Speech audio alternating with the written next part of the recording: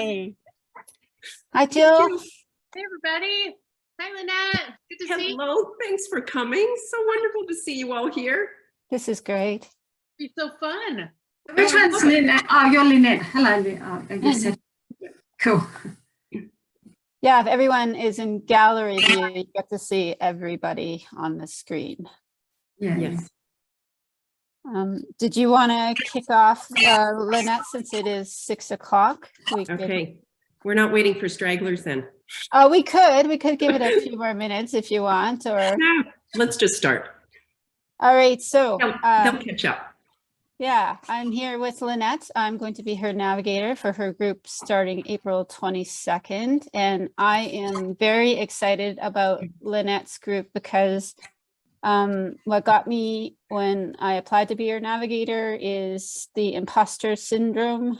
I do suffer from that, and I suffer from self-doubt and all the emotional stuff that you go through as you paint. I go through quite a lot of emotions as I started painting. First it's exciting, and then I'm very depressed because it's like in the ugly stage, and I'm like, oh my god, this is never going to turn out. And then eventually it does turn out, and it's just a whole. And I think with the emotional side of painting, with your help, I'm just very excited to get this group going. And I will turn it over to yourself, Lynette, to introduce yourself, and then we can jump to questions and comments. Wonderful. A lot of you I've seen in the chat, so this is going to be a little bit of a repeat, but here we go. For all these people that are looking at it afterwards. As probably most of you, I've always been in the creative field of one aspect or another. I started in interior design, and then I went back to university and took visual communication design. And eventually I started my own design and marketing and corporate communications firm, which lasted over 20 years. And then I just had enough, burnt out. Art was always in the background. And so then I decided, well, let's start. Hello, everyone. Hello. Hello, Leanne. Hello, Sharon. Hi there. We've just started, and I just started introducing myself, so welcome. Thank you. So I had the business for 20 years, and then I thought, no, let's try this abstract art full time, and why not start another business? And so I worked in that, because also people had found out through word of mouth that I used to run my own business, and they didn't always teach this in school. So people would ask me questions about running a business, starting a business. And so I became an artist / art business coach.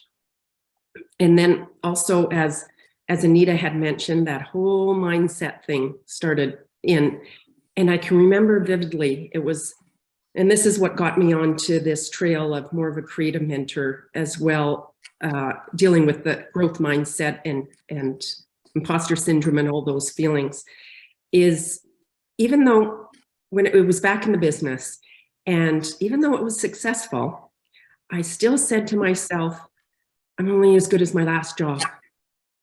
And I thought, why am I saying that? Like, how detrimental to my psyche to be telling me that I'm only as good as my last job. So I was tying in my work with my self-value, and oh my gosh, beating myself up about that, and thought, okay, enough of this. How can I learn more about it? And then the more I learned about it, then I started realizing that there's a whole bunch of people that think the same way I do and have all these doubts and, oh my gosh, what am I doing? And all this. And so that led to more courses and more learning and all that. And I just love helping people with that aspect of trying to get our mind in order. And it's not just the mind so much, also as our belief systems that we've had in the past and that we take on. And from childhood, we learn certain things and we think they're the truth about ourselves. They aren't always. And so it's just working through those things, because, oh my gosh, we're magical artists. And we're here on this earth to create beauty for people. And we need to create beauty. Even though we go through, like Anita said, the ugly stages, absolutely normal. But once you keep thinking that, oh, I can work through this, and let's get to the beauty on the other side and what's uniquely you. So that's where I am right now. And I can't wait to help people in Mastrius, because I've already heard such great things about everybody helping one another, and I'm thrilled to be part of it. And that's about it. Hello, Suzanne.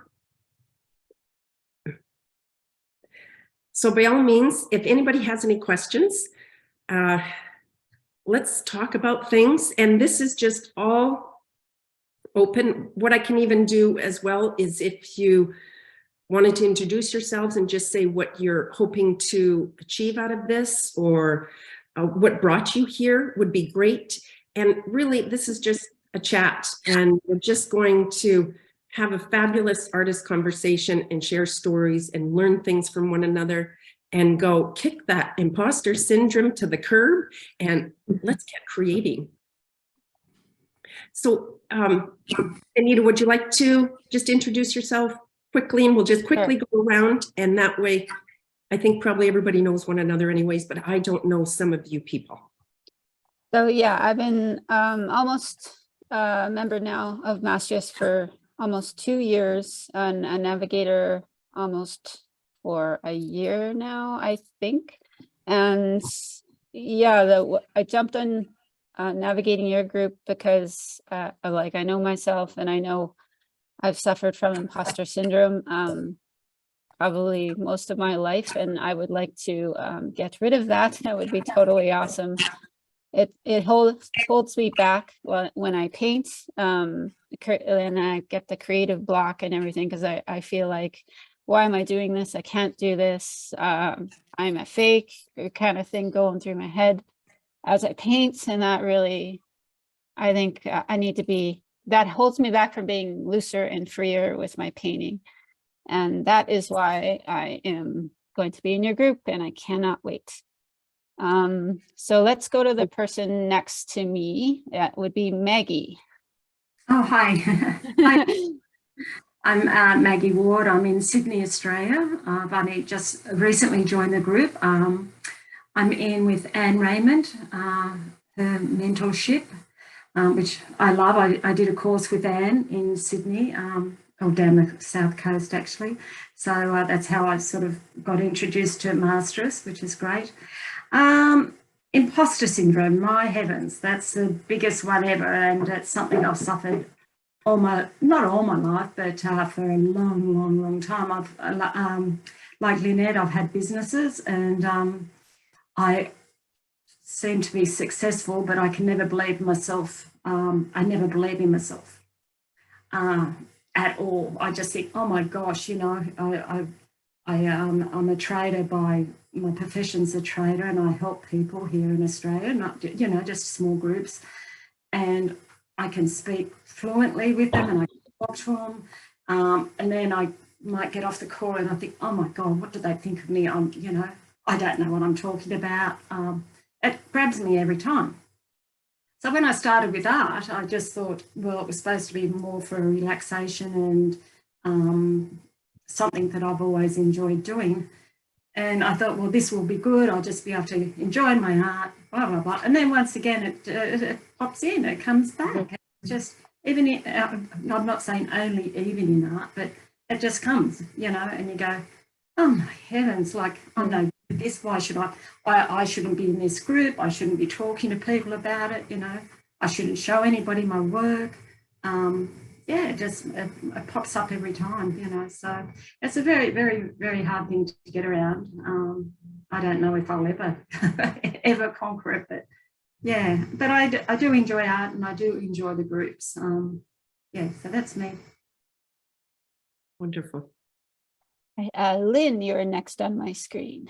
Hi, I'm Lynn. I've been involved with Mastrius for about 2 years now in a lot of different ways, and it has definitely changed the direction of my art career. I am loving it. I'm here, Lynette, because just about every single thing you wrote resonated with me. I'm a self-taught mixed media artist, so I absolutely feel like I have the imposter syndrome.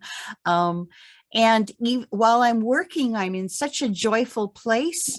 And then, like both Anita and Maggie said, the voice starts and you start looking at your work more and more critically. And then I get stuck and I get blocked. And I think, who do you think you are trying to do this, trying to paint? Look at so-and-so's and look at so-and-so's. And I would really like to get to the place where I can love my art fully. I mean, I love my art and what I do, but then as soon as I get in a group of other artists, I feel so insecure. And I would love to hear your input on that, in that area. Wonderful. Thanks, Lynn. Annie, you are next.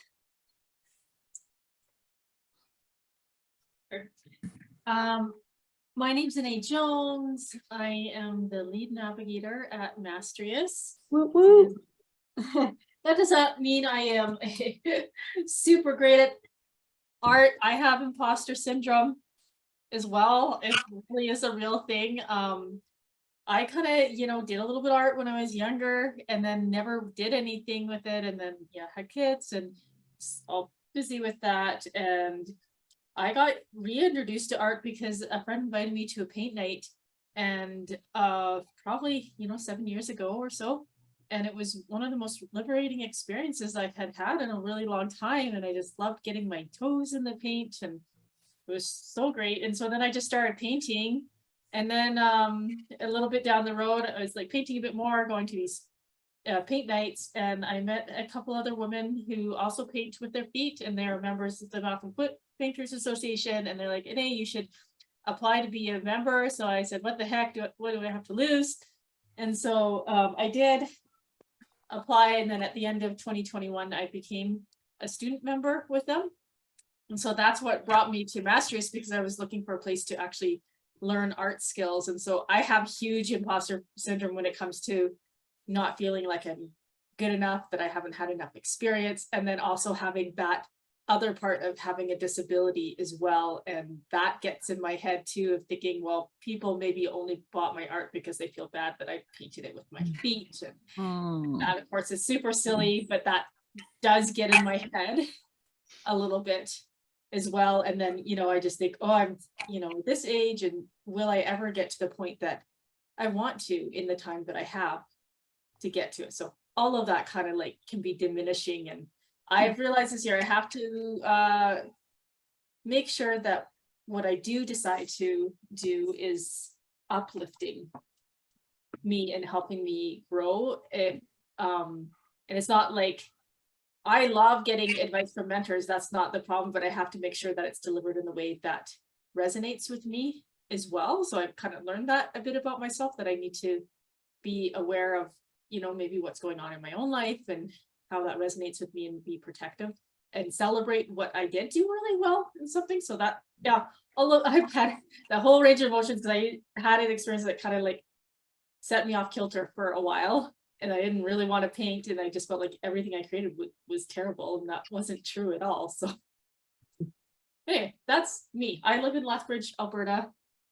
But I really love to paint and it's brought this past couple of years, it's brought me a lot of joy and discovery and wow. Like I looked at what I submitted to about the MFPA. I'm like, that was not bad for what I knew then. And now like I know so much more and so much better. And so I think that's important to be able to celebrate that. So Always important to celebrate everything. Yes. Thanks, Annie. That was awesome. Kimberly, you're next. So what am I sharing? Where I'm struggling? Just introducing yourself and if you have any, I guess, struggles. Yeah, so it's nice to meet you, Lynette. I was just in a paint event with a group previous to this, and they told me that you were leading this, so I'm really not sure what it's about, really. I just follow the Mastrius cool kids that we are. We are all super cool. And I just love my friends that I've met over here, and that's Perrine joining us. Why does my face, Wow. you guys see that? Yeah. Talent. Yep. But you're Wow. also, Oh, wow. Oh, that's Yeah. interesting. Special things going on here. Wow. It's Dang. the magic of all of us together. very good. Energy. Yeah. So I think for me is I have a company where we teach seniors to paint the retirement and long-term care homes, and that's really great and fun. And I'm looking to expand that. And then it's like, oh my gosh, am I really the one that's going to bring art programming to seniors? You know, I've got that going on, and can I do it? And I said I wanted to have 5 artists by the end of the year. And am I like that person that can do that? And then I do love the step-by-step painting. So we do a lot of that with we do that with organizations and stuff too. And I think for me, I think I don't know. I think that's pretty much it. I mean, I You feel like paint really sometimes, cool stuff too. You paint really good stuff too. thanks. Yeah, I like, sometimes I'm like thanks, Jill. I'm in and out of spaces, like I'm painting and then I'm like, oh man, like I'm just kind of not in the mood, but that's okay. And I think, what was the other thing I wanted to say? Like, I feel like during the day, I'm pretty lucky. Like I have, I'm in a couple personal development courses. So I have coaching around me to, like, if I'm having a dippy day, then like I can just call someone, and then, you kind of like shift your, wherever you're at, right? To be more empowered. So I'm really lucky that way. I feel like, tomorrow I was really surprised that there's like 86 people registered to the event. And I thought that maybe only 40 people were coming. So now I'm up against like, doing something that I've never done before. And then I'm like, all that's coming at me is like, you better be prepared, or, you should have charged for this, or, and I'm like, oh my God, I suck. Like, no, I'm not doing it right. That's my automatic default identity, is something's wrong, right? Oh no, or like something's wrong. And so, oh no, like I'm not good enough. I better step up my game. And it's just going to go, like, things are just going the way they're going to go. But that's the internal dialogue I have. And I really am a huge believer around words create a reality. So I try not to say things like, I have imposter syndrome, because I feel like if I'm saying that, I'm creating myself as someone who is that. And I really want to use the positive language that I am someone that can lead a group of 80 people. I am someone who can sell paintings and inspire others. So I do like that part of like the growth and personal development, trying to trick your brain to say something else, right? Yes, I like that. definitely. Yeah, thanks. And also the affirmations are really good, but we'll also get a little bit more into the messages that because even though we have affirmations, that doesn't get rid of what's inside of you and what's telling you something different. And that's what we really want to address too. And affirmations are really good, so that you don't even have to think affirmations so much anymore. You know your triggers and you can just address them. But I digress. I love that. Yeah, that's great. Okay, Caprice. Hi, I am from Kimberley, British Columbia, and I did grow up in Lethbridge, by the way, NA, so they're my old stomping grounds. So I'm from Alberta, but now I'm in BC, and I've been here for a long time, and I came out here to paint mountains and trees, and it's been quite the journey. I am a fellow mentor at Mastrius, and I'm wondering if that imposter syndrome, I think if you don't have that, then you're not doing something quite right. This is just my opinion. Because, with Mastrius, my group didn't get filled up. And of course, the immediate thing that happened was like, oh, I'm not good enough, and I've been painting for a long time and teaching for a long time. And I really thought I was a good teacher. That I thought I had handled. And so when my Mastrius group didn't nobody signed, not one single person signed up for my group. And now I'm just kind of waiting for somebody to pass along their group to me. And everybody at Mastrius has been amazing. And I feel very encouraged, and I'm glad to be a part of it, even if I'm not actually mentoring at the moment. But I wanted to come and join tonight because I know that Lynette's got a lot of perspectives on business and marketing and all of that. And I think that we can all use some extra tips on that. And I'm just really excited to hear what you have to say. And I'm going to ask my one quick question now. You can answer it later. But do you find it different doing the art business, or is it the same as your other businesses? Is marketing different when it comes to original art? Because I found it, I grew up with my parents owning businesses and were very, very successful in retail. And then when it came to the art business, it's got its highs and its lows, and COVID changed everything. And then, you know, part way through COVID, I did really well. And then it dried up when everybody started traveling again. And my whole career has been highs and lows. And you sell a big painting and you got money in the bank, and then you don't sell anything for a long time, that sort of thing.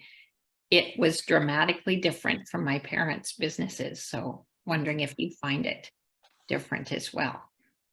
Yes, it is different. And we can certainly chat about that, because I want to know what business your parents did. But because it's so subjective, and we're doing a product, but it's people's emotions are involved, and your emotions are involved, because you're giving part of yourself to people, and all of a sudden you're vulnerable instead of making a product. And it's like, oh my gosh, like, how could you not like it? I put my heart and soul into this thing.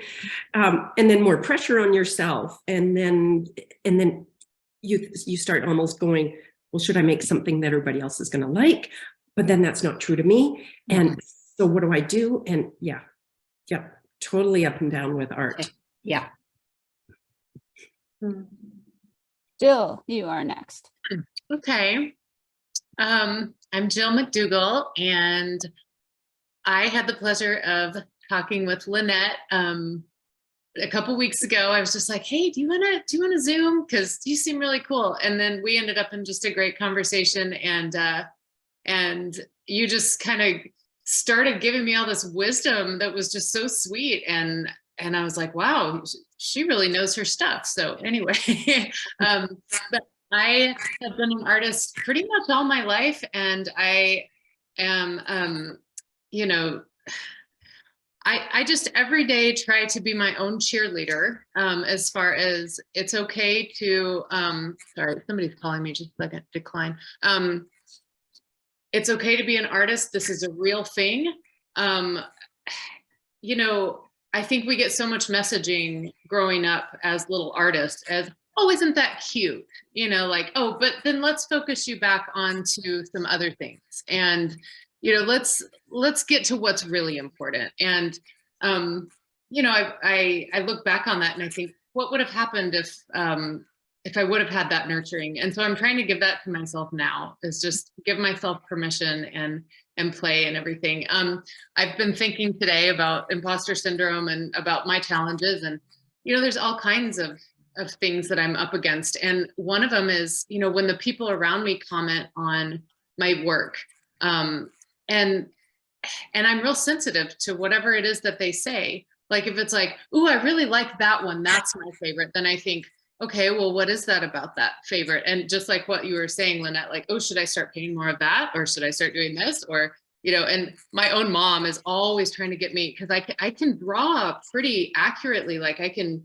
look at a picture and replicate it. And she's like, why don't you do more of that? You're really good at that. Like you need to do more of that. And so I get that messaging. And then, so I'm really trying to just stay grounded and find my own voice and be really confident in that own voice. And anyway, that's probably enough chatter from me, but that's kind of a little bit about me right now. So Wonderful. Thank you. Leanne, you're next. Hi, I live in Meadow Lake, Saskatchewan. Lynette, I wish I had known about your group a month ago, because I just hired a life coach to help me work through some of these things.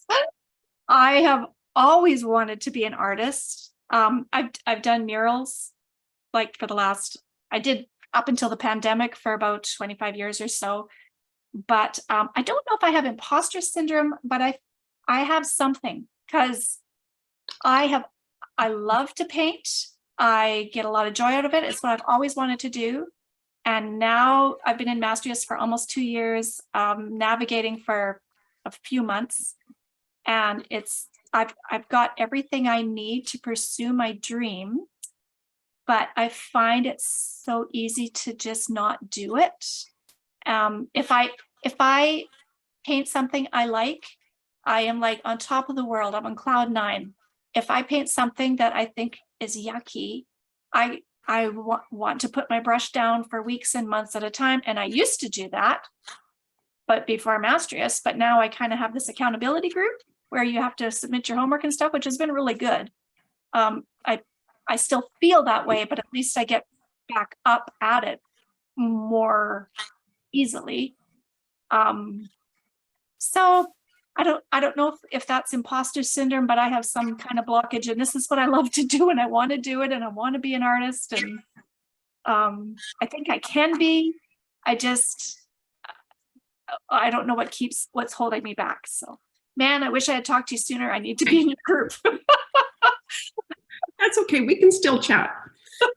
Because it could be things like, even we would chat about fear of failure, fear of success. If you're right on the cusp, there's something there, certainly, that's just, oh my gosh, do I do this? Do I not? Oh my gosh. Yeah. Yeah, I don't know. Thanks, Leanne. Sharon, you're next. I'm just a retired putterer in art, really. I'm not being mentored, still going to these kinds of things, trying to learn what I need to know about art. I'm a late starter, so I'm not really aiming at it to be a career or anything like that. I really don't know what imposter syndrome is, truthfully. Maybe that this I could learn what it is from here and see whether I'm experiencing any of these things. You know, so really, I'm just here to learn, and you're part of it. Wonderful. Love it. Awesome. Suzanne. Hi. I live in Calgary, Alberta. I've been part of Mastrius for just over a year and a mentor since the end of November. I can relate to 99% of what everybody is saying, so I'll just say a giant ditto. I've done art my whole life, but never really classified. I've always just classified myself as artistic versus an artist, because it just kind of brought up you need to get a real job kind of mentality. So being an artist was never like, I've taught art to kids and stuff when I was much younger, but I never considered it as a career choice. Yeah, now that I've hit a different stage of life, I've got some me time, and I'm just trying to figure out how to make art more of a priority instead of something that always got put on the back burner because it was just for me. And I was just used to serving for everybody else, for kids and in-laws and whatever, and people need to be fed, and that was my job. So I always felt guilty doing my art, so it always got put on the back burner. So I'm trying not to let it be on the back burner, but yeah. Good for you. Awesome. Karen, are you there? She might have had to, I don't see her in camera anymore. That's the last person, Lynette, to introduce themselves if she comes back. Okay. Oh my gosh, I'm just so excited with all of your stories. And Sharon, imposter syndrome, which really will hit on first, I think, because the majority of people are in there at least, or some aspect of it. Really is, there was one quote, and I can't remember who it was from. And the quote to describe imposter syndrome was the secret fear. Oh, let me just think. I wrote this down because I knew I'd forget it. Okay, this is it. The secret fear of others judging us the way we judge ourselves. And it's just like, oh, we can be so harder on ourselves. Imposter syndrome can be perfectionism. It can be shame. It can be things that people have said here that you've heard the internal messages from people of, well, you should have plan B because you can't earn a living being an artist, and oh, nobody's going to buy that stuff. Oh, that's just, and you hear all these internal messages. So all those self-doubts, that's aspects of imposter syndrome. Does that help you, Sharon? Yeah. Yes, thank you. You're welcome.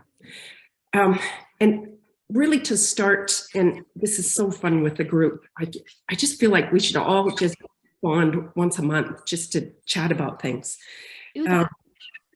And it really is, like I had mentioned before, about we can say all these affirmations to ourselves and we know we should be talking about things, but if people can sit back and think, and this can be homework for you if you choose to do homework, of the internal messaging that you've received in the past and what you're learning from there. Have you been told, and then certainly people can shout out various things if they want to, that you're supposed to be the good daughter, you're supposed to get good grades in school, you're supposed to look after the rest of the family and put yourself in the back burner and look after your kids first, and watch that. So what messages are you going through and being told and telling yourself? And once you make up, like, whether you felt you had to be pressured to be successful, and that's the whole other thing with even our society, and we really do have this narrow definition of what success is. And we've all been treated to it, like, even when people are telling us things that you won't make a living as an artist. That's part of the success that we've been told. Well, you have to have a good job. It's supposed to be clearly defined by society if you're in a profession that people understand and you make a lot of money. But I think it's up to us. And we're doing this better now. And I know when I was growing up, I didn't do it so good. I went after learning these certain ways of doing things to be successful. And now it's defining what is successful for you and how that competes with your internal messaging. And if you were supposed to be perfect and have the perfect job and the perfect life and have the perfect kids, that internal messaging that's been going along is going to be battling with what your definition of success is. And that's where we need to find common ground, in that sense of addressing where these negative self-talk is happening and why it's happening. So that I could even just leave you with there, and we could just come back in another week. But I'll just kind of put that on the back burner, that for you to think where you're getting these messages from, and also how can you turn that around. For example, if you were meant to, you're supposed to be perfect in what you chose and have this life, has that been a silent comparison that you're doing with yourself to others, and that you're beating yourself up about because you're not as good a painter as somebody else, and you don't have the success that they do? And so it's going back and taking a look at how you are on your own journey, and that journey is totally unique to you. You may be ahead of somebody else in your journey. You may have other people that are going, oh, that lady has it all together. I can't believe I'm not like her. Meanwhile, you're going, oh my gosh, I'm not like this other person. So even though your internal dialogue is going negative self-talk on you, you may be at such a different place in your own journey and so much farther along because your definition of success is different for you than your definition of success of what your parents wanted for you or your friends believe that you should have. Can people relate to this? Oh, yeah. Yes. Absolutely. Totally. And what are some people's internal dialogue? You can't make a living as an artist is my big one. Thank goodness I have a husband working who feeds me, because I could never feed myself and I can't seem to get past that. That's a big one. Okay. Totally, with a lot of people, especially in this days. So when you say, where do you think that's coming from? Where in your past do you think that's picking that you've picked up that language from? I grew up with an artist mother, and we struggled with that. And I think that came from her too. Like, artists just, you just can't make a living as an artist, no matter what you do. So I think I know where it's coming from. Now it's just learning to get past that. And what would be, if you were to get past that, would you be disappointing your mother? Would you be disappointing the message that you've learned all these years to be true? I never thought of it that way. Maybe you're right. I never thought of that, like a double negative almost. That you've learned this so well. And believe me, see, look at how successful you are because you've learned this so well of that self-talk. But now you're going to learn something else so well that it's going to twist it. So because you've learned it all, and it also it's so tied into your mom that just leads almost like a double standard in with you that what if I went against my mom and I became successful?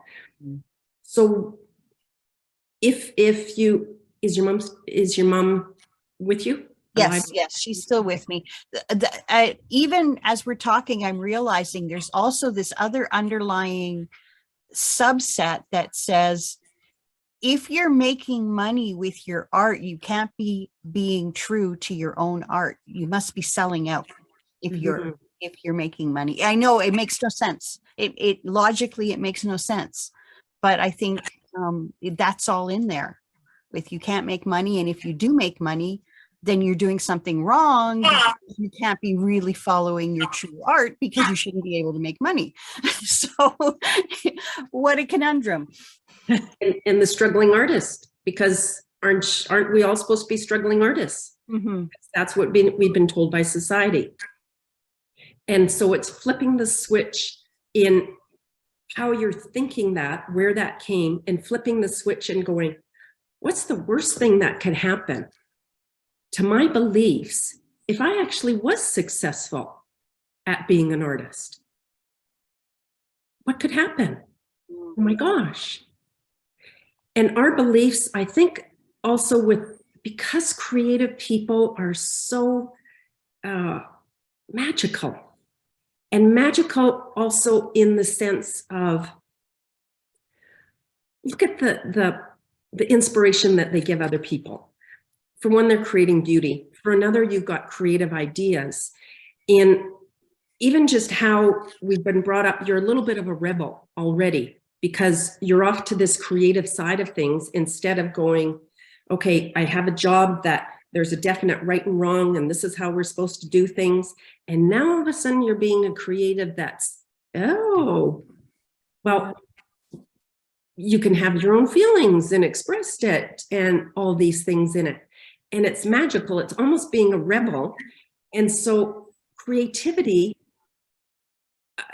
and this is more my thinking, that has been suppressed to a certain extent, in that, nope, you can't be creative and make money at it because you're not following the rules of society and how we're supposed to make money. And you're supposed to follow this thing. But we are so magical. We just think of the things that come out of us.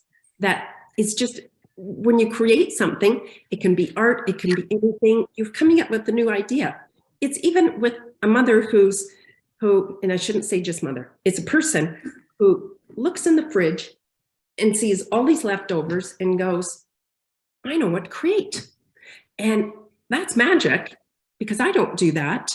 But you're creative and your brain thinks in a different way and it puts things together in a different way. And so somewhere along the line, we have succumbed to those things of, we can't make money doing art. But that's not true, because chances are you know people that are successful. And if you're thinking that you want to fulfill your thoughts and make them as you've always believed that they are going to do, then yes, you probably will continue. You will be a little bit frustrated, but if we can flip that script of what you're telling yourself and why you're telling it, and understand where it's coming from. It's not necessarily coming from you and why you think, well, I can't make money at it. It's coming from years ago and what you've learned. So let's flip that script and start thinking a little bit differently on how magical we are and how, oh my gosh, we actually give something wonderful to people. And you're absolutely right in the sense of up and down for art, because it's subjective. Because of course, once we're in this creative field and people go, oh, it's not right and wrong, I get to judge you. Oh, good, now I get to judge you. And they have no necessarily education on how to judge you, but you're a little bit different. I'm going to keep them down. I'm going to keep them a little bit, off their game, because they're doing something that I really wish I would be able to do. Like, wow, to be able to create something and you're actually doing it, but I'm scared to do it. They could be putting you down for that with their own reasons. Mm-hmm. See that or hear that or get that side of thing.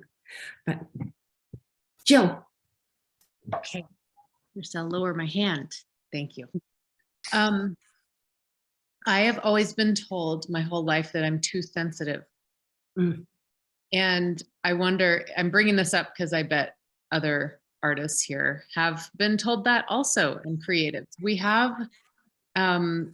have creative minds that really are superpowers, and like we have the ability to do things that other people can't. But like the fact that I was horribly uncoordinated in PE class, it was like, that was what was focused on, you just focus on what you're bad at instead of being like encouraged for what we're actually good at. So my whole thing has become embracing my sensitivity, embracing my vulnerability, embracing the fact that when I meet people, they might know a whole bunch about me within the first 10 minutes because I like connecting with people. I just have, I might have some divergences. I have sensory processing issues. I can't deal with like super loud noises and fluorescent lights and crowds and everything like that. So I have always, like through my life, just been focused on what I can't do. And I'm slowly learning what I can do and focusing on that and trying to bring that out. But it really is a daily maintenance to remind myself of that. Oh, thank you, Anae. Oh, that makes me want to cry. Thank you. She said, I love all these things about you. I love Mastrius because I have felt so much support from this community. And I have felt like, oh my gosh, I have found my people because so many of you have the same experiences as me, have the same perceptions as me. But I just wanted to bring that up as you're too sensitive is something that I battle every day. So. Yeah, I can understand that. And it's how you dealt with it is fabulous, because let's make all what our perceived weaknesses are our superpowers, because that is what now is making us individual. And honestly, in a sea of, I don't know how many people there are in this world that create art, you actually want to be an individual and show yourself, because there is only one uniquely you in this universe.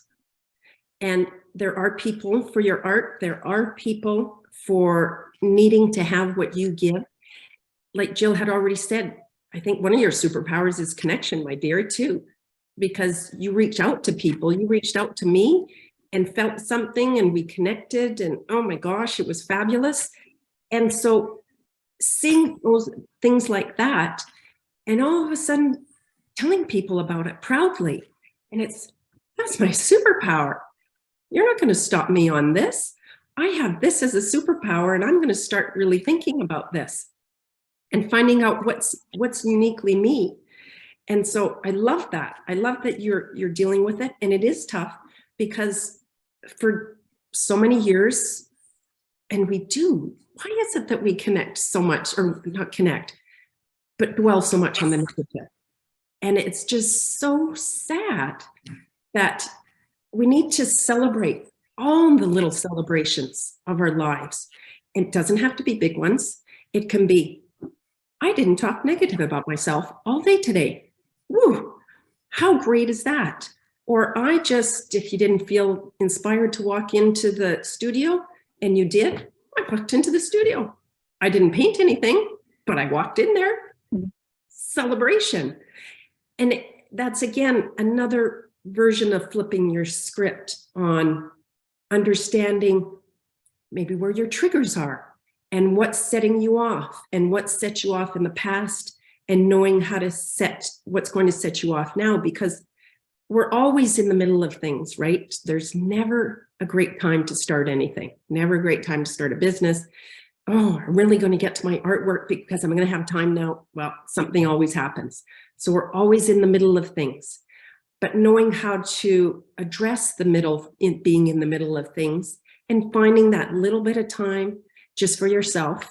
And also, Suzanne, it's great for you for finding time for you and amongst your family and what you've been doing for years, that it may only be 10 minutes a day. It may grow to half an hour a day, but the joy that you can feel within your heart when, oh my gosh, I just did that for me and I loved it. Oh my gosh, I just loved it. And that repetition of those kind of feelings is just, it's what we're here on earth to be, right? We're here to be us. We're here to share us.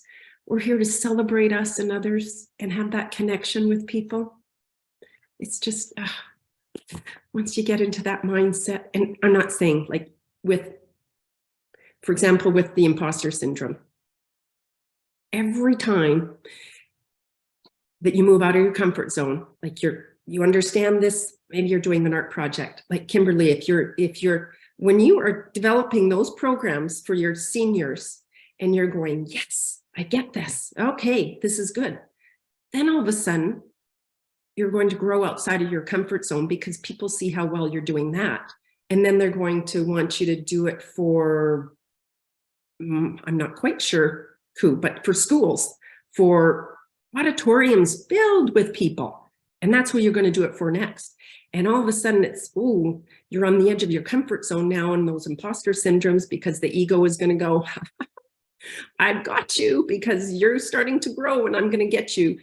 But by learning tools and how to assess that, because you've done it in the past and you've created programs for the seniors and you remember the steps that you did, could be even just baby steps, and all of those provide more confidence. Then you have tools that will help you when the triggers start happening, when you know darn well that, whoa, okay, things are starting again because I'm starting to grow and I said yes because to this new task, and I'm going, oh my gosh, why did I even say yes? I'm not going to say no, and oh, this is crazy, right? You understand that, Kimberly? Yeah. It's like, there's so much growth in being uncomfortable. but being uncomfortable is like, oh, I don't want to do it. But then when I do it, it's like, oh my gosh, what an accomplishment. And, you know, that's like a success, because then that takes me to the next level, you know, and I'm into growth and development. I want to succeed. I want to make an impact in my community. I want to be the best version of myself. I love that. I love challenging myself, but man, don't want to get uncomfortable in that moment. Like, I'm freaking out about tomorrow, and I know it's going to just be fine. Like it will, and I'll like but it's like your internal dialogue is different. But then tomorrow after at 10 o'clock, I'm going to be like a completely different person, because it's something I did that I hadn't done before. Great. And I wouldn't be able to do it without conversations like this with Lynette and you guys, because we have to support each other, to lift each other up and remind each other that we're all just as equal as one another. Like, we're all in the same journey. We just got to keep supporting and moving forward and sharing ideas. Like, and that's why I love Mastrius too. And I love this conversation, Lynette. Oh, good. But Yeah, also, the anticipation, the anticipation of these, like even when Anita and I were chatting, and it's like, or even Caprice and I were chatting ahead, and we're going, okay, maybe nobody's going to show up here. But boy, if nobody shows up, I knew Caprice wasn't, and I knew Jill was. So, and thank you, all of you. But I thought, this is going to be the best thing for the four of us if nobody else shows up, because we're just going to talk about things and have it. But it's always that little bit of anticipation. I'm quite sure. But if you have the confidence that you've done in the past, just like you've said, and you can relate back to past celebrations, then that gives you the more confidence to try that next thing that you're going, yet another thing. But that's life, is part of all the growth, right? We're just constantly growing. Nay, you have your hand. Yeah, I totally resonate with that.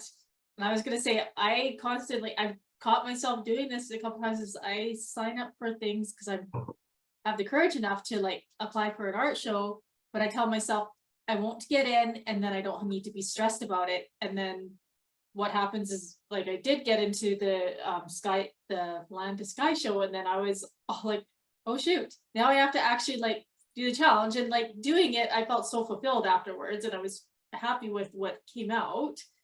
But it's like, I want to avoid the thinking of, I'm going to sign up for this and I know I'm not going to get in, and that is great, and like being happy with that, instead of, I want to rewrite that script of, I want to apply to the show and I want to get in and I'm up for the challenge, and if I don't get in, then that's okay too. But right now I'm at the point where I'm like, I tell myself I don't want to get in, and I'll be really happy if they don't choose me, and that's wrong. So that's a coping mechanism for you right now. I think so. Instead of facing that, you might really want that. Yeah. And that's okay to want something and it doesn't happen, because not everything happens. But also think about what you're telling yourself when you're saying that. And it's not that it's bad, because if it's a coping mechanism for you right now, great. But when you do it the next time, just be aware of your words that you're using when you're saying it. And if you start to think that you're saying it because you're trying to be negative and, oh, I'm not really that good, try thinking of just a different way of saying it without the negativity and where that's coming from. But it's a coping mechanism. And you just, oh man, this whole thing's gonna make me cry. It's so good. Yeah, I know. I'm with you. Leanne, you got your hand up. I am just curious what you would say, Lynette. I know I have issues feeling like spending my time painting pictures has any value. It's not practical. I'm not serving anybody. I'm not doing anything that helps people, except, and then to ask them to pay me. Like, I can't sell paintings. I give them away for the I think I've sold 2 in all the years, because I just feel guilty asking people to give me money for this when I don't know that it has that kind of value, even though that's what I want to do, and that's kind of my goal. Wait, are you tying in your self-worth with your paintings? Oh, probably. And what would be the worst thing that would happen if people paid you for this beautiful painting that you did and that they loved it and that it brought them joy? What would be the worst thing that would happen if they paid you? The thing, like, this is maybe subconscious, I don't know, as then there's more expectation of me to produce more and to be successful and live up to their expectations, I guess. And then I would ask you, you're living up to somebody else's expectations as opposed to, so where's that coming from? That's obviously coming from the self-confidence or the lack of self-confidence Right. that you have in yourself if you're looking elsewhere for validation. Right. And I know you said before you've got to figure out where these messages are coming from. But I imagine a lot of us have these messages, these negative messages, deeply ingrained, largely subconscious. And it's not just a matter of saying, oh, that's wrong, I'm not going to think that way anymore, because it's just, I don't think it's that easy. No, you're absolutely right. It's not that easy. And I didn't mean to be flippant and, Oh, no, I didn't and suggest that in the beginning, because I feel like it's like could be an ongoing thing. And that's what I hope to do in the course. But I'm wanting to give you some information for you to be thinking about, but knowing darn well, it's not as easy as that. And it's not like even that all these things will magically go away. It's more to make you recognize them and that where they could be coming from, and also be able to give yourself tools to address that so that how can you feel more confident about yourself for that? What steps can you take to do that? And validating yourself through others, and how can you move beyond and think, okay, well, I don't really need to worry about their expectations as much. And by all means, it's not like, oh gosh, wouldn't that be wonderful if we could just change like that? Oh, I would have paid for that years and years ago. Kim, you had your hand up? Well, I love this because I've been doing some work from like in my course and looking at some of the conversations I have around how I was raised, right? Like sometimes I have it like, I'm not feeling heard, like it's from my mom or whatever. And I notice that, and then I can hear like where I'm feeling like I'm not being heard. There's like a little buzz, and then I go, oh, okay, wait a minute. Like I feel like that, but that's just something that's from my past. And then I notice it, and then I'm like, oh no, that's just something that I was saying when I was like, for years. I don't have to say that anymore. I catch myself. So it's like practicing to catch myself. That's the hard part. Yeah. And there was something else I was going to say, but I forget. Well, and I just want to throw in there, Kim, like when you're having an off day, it's harder to climb out of that and find that positive talk. Sometimes like the sun is shining, I'm feeling great. Like you're riding that. But then on the days where you are discouraged, or you say, oh my gosh, I have so much energy to paint, and you go in there and you start painting, and then you end up with just crap. Like that's when I crash. It's when I'm like, I've got momentum, I have time. And then I go in and then I'm like, I can't do this. And it's hard to climb out of those moments for me. It's harder. But you won't always be on. Nobody is ever always on. Yeah. And even there's seasons that, like for example, with the new year, January, and I always used to feel so, okay, I have to be all up and yep, start of the new year, gotta go, like this is gonna happen. And there are times when it's like, no, I'm still in hibernation mode and this just isn't working for me. And I have to shift. Maybe I'm not doing artwork. Maybe I'm doing more admin stuff that doesn't have things. And that can happen for weeks if I'm not feeling it. So it's also being aware that, oh my gosh, the planets and news around the world, anything can hit me and throw me totally off guard. And well, why the heck am I even doing what I'm doing? Forget this. And then it's like, okay, just relax, let it go. Let's go have fun. Let's go for a walk in nature. Let's just let it go and stop thinking about it. And it's just being patient with yourself because, oh my gosh, we are humans and we make mistakes and there's failures in this, but we're still here. We are all still here wanting to make things. Hang on. Oh, I remember what I was going to say. Oh, you know, like, oh gosh, I lost it again. That's okay.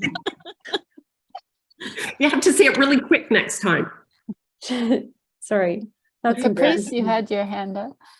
Okay, I just wanted to touch base on a couple of things quickly because a lot's been resonating with me tonight. Anae and Jill, you both commented on some of your things that seem to be setbacks, but I agree with Lynette. These are what makes us an individual. And for years, one of the things that was going on in my head is that I shouldn't use the fact in my, didn't want many people to know that I was in a wheelchair and that I didn't walk, but I didn't want to use that to sell my art.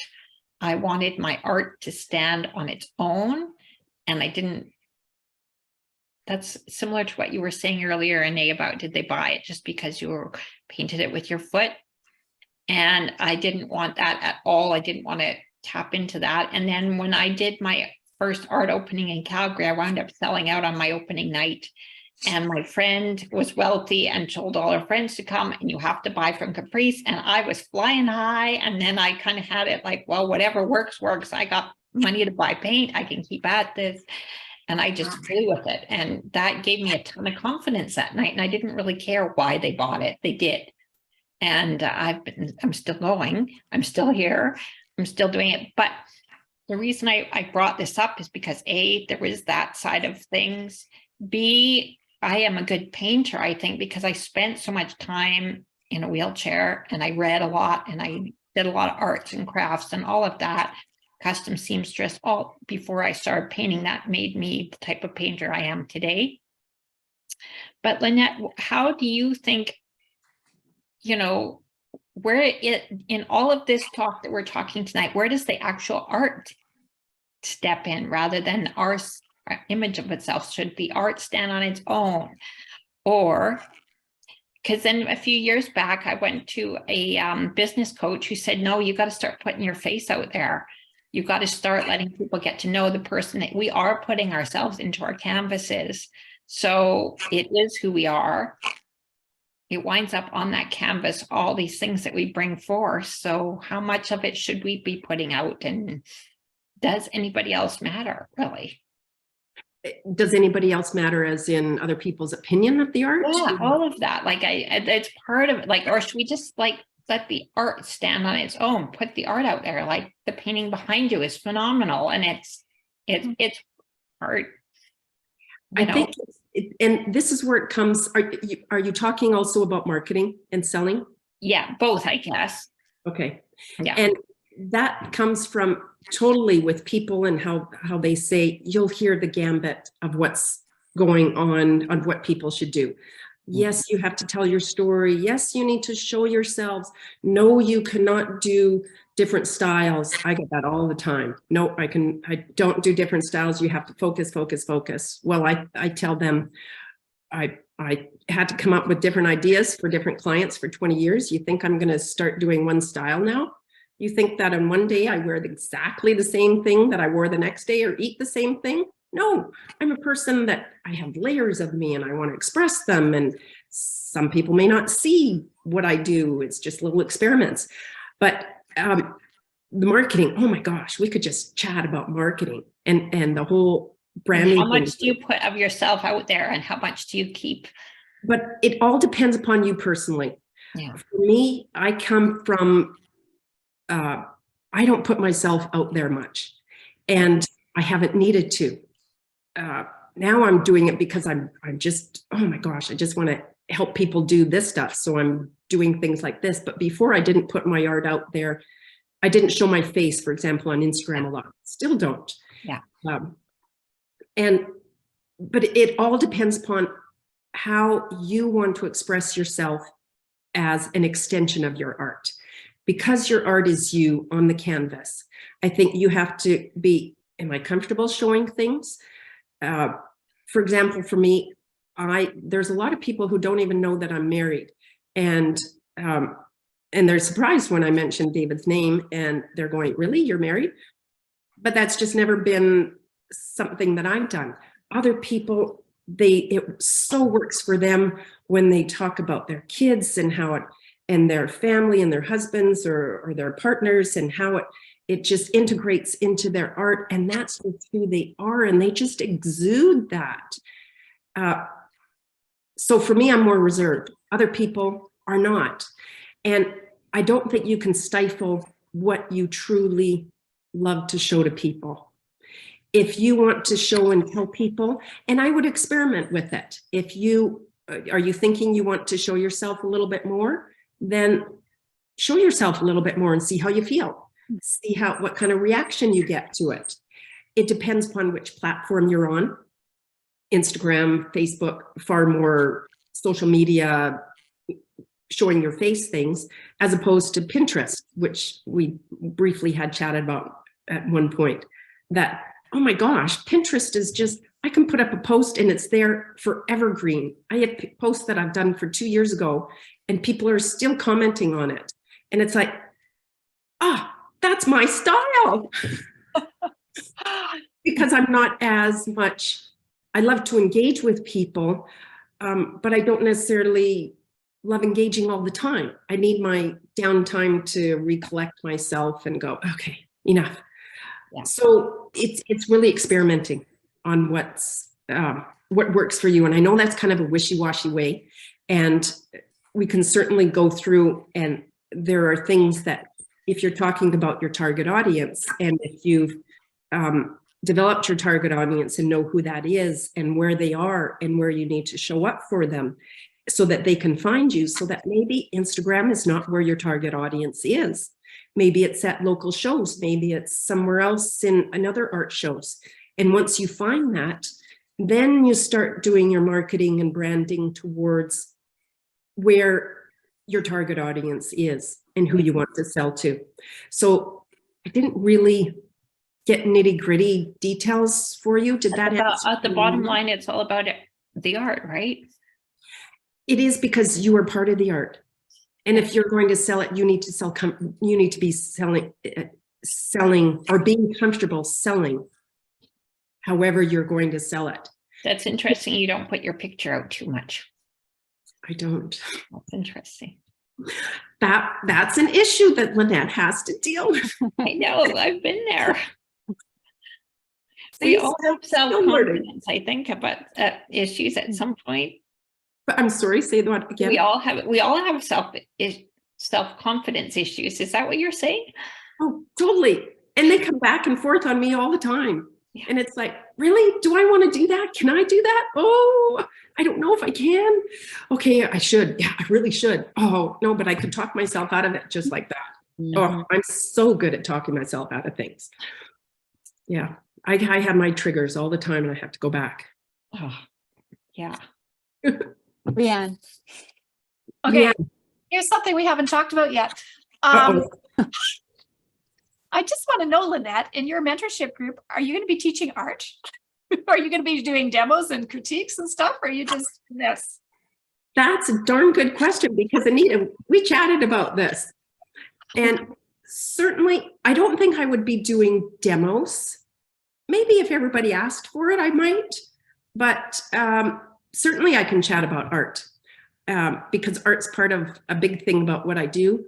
I just happen to with this, it differentiates me a little bit more because of this aspect of things. When everybody else is an artist and, oh my gosh, see, so talented, everybody else is so talented, how am I going to stand out? So, but yes, art's always a possibility in there. But I think it's just, what I love about this is going with the flow. It's almost like today it's exactly like today. I feel like we can just continue on this discussion and go wherever it's going to take us and whoever brings things up. And except for in the classes, I have to remember to give homework, right, Anita? Yes. Yeah. Because then the next class, I ask you about things. I Well, think it that's can great. be like psychologically geared homework. Yeah. Yeah. Totally. I could ask you questions and you might have to, it could be things like, oh, what are some, if you have anxiety, think about it for the next 2 weeks, or I guess it would be the next month, but they could certainly be chatting and doing in the Mastrius chat. But also, if you're really anxious about a situation, and we might chat about things in the class, I do see things of asking you, what are different ways that you go away and can come back and alleviate your anxiety? For example, it might be visualization. It might be calming the mind. It just might be meditating for a bit because our mind is going like this with everything that we need to be calming. It might be writing in a journal. And so that type of thing that I see happening as some homework on working on you in different aspects. Well, and I also, one of the things that when you and I were talking, Lynette, a couple of weeks ago, I was asking Lynette about, we just got on the subject of social media, and actually the same thing, Caprice. I was like, I don't like seeing my face every day, all day, like putting myself out there necessarily. I want to do a little bit more of it. And Lynette encouraged me like, hey, it's okay if you don't, you can, do all these other things. And the one other thing that stuck with me, Lynette, was that you said, for your Instagram story, if you're feeling stressed about it, just maybe do one story per every 24 hours. And I took that very simple tip and I've been following that. And that helps me, it helps alleviate my feeling of pressure of like, oh, I need to do something every day. It's like, well, every day that's manageable. I do one story, it runs for 24 hours. When that expires, I do another one. And it doesn't have to be my art. It can be what inspires me. It can be something else. And so that's just an example of, yes, you can do profound stuff. Yes, you can. You also just gave me a super handy tip in my everyday life. So I really appreciate that and wanted to let you know that's just been really helpful. So thanks. Oh, you're very welcome. Thank you. Anae was wondering if you do critiques at all during the sessions. I could do critiques. We haven't really chatted about that, but I think if people would want to do a session of that and that we chat about it, and darn good to also bring that in on if people are doing critiques and go, this is where I got stuck. Oh my gosh, how can I get past this? And I don't see critiques as necessarily being the final finished product. Mm-hmm. I think what's even a better help is that, look at this. This is, it's looking all blue. It's just, I don't know what to do with it anymore. And then it's talking about it and going, what if we try this? What if you try this? What if you try this? And everybody's in there giving an opinion as well, that it just all of a sudden can spark something and go, okay, I'm not going to listen to any of you. I got my own idea now. Thank you very much. And off you go. So I don't think critiques have to be at the very end of a painting. I think we can be stuck and need help desperately. I have paintings that sit in corners for weeks because they do not behave themselves and tell me what they want me to do. I like that. It's what I do. They sit. Excellent. Any last minute comments or questions? Because we are 15 minutes past our time. Gosh, this went by so fast. It was excellent. Oh, thank you all for coming. Oh my gosh, I just loved this. It was wonderful. Yeah. It was wonderful. Thank you. Thank you all. You brought thank you so much to the table, and I appreciate that. And I appreciate for you for being so giving with your information and your situations that, oh, it's wonderful. That connection. Love it. Connection. So everyone spread the word about Lynette and Anita's group coming up April 22nd. Is that it? Yes, yeah. Mm. That's Saturdays. Yeah. Yes. Okay. Saturday morning. Bye-bye. All right. Awesome. Take care, everyone. Thanks, everyone. Bye-bye. Bye.